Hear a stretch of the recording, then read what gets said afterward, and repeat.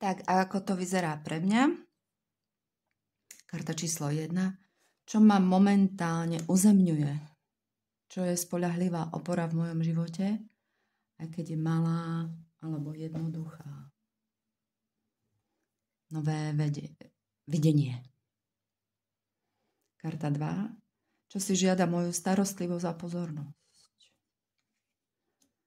Je to zanedbaná oblasť, kde by sa dala obnoviť praktická krása.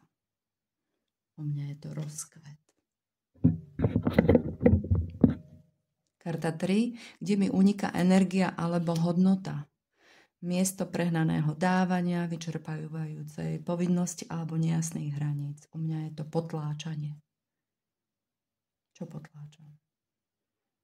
Karta 4. Aká finančná alebo emocionálna pravda potrebuje byť pomenovaná?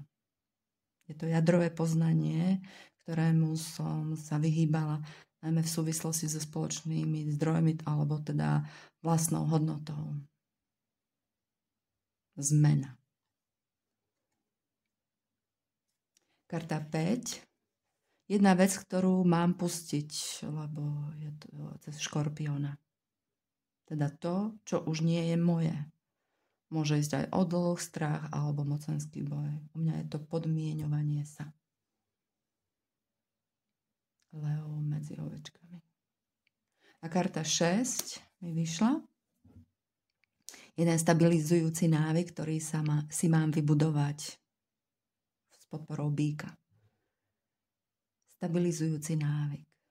Takže nejaká uzemňujúca rutina, rituál alebo zlepšenie, ktoré podporí každodenný život. Oslava. Oslava života. Oslava všetkého, čo príde. Oslavujem.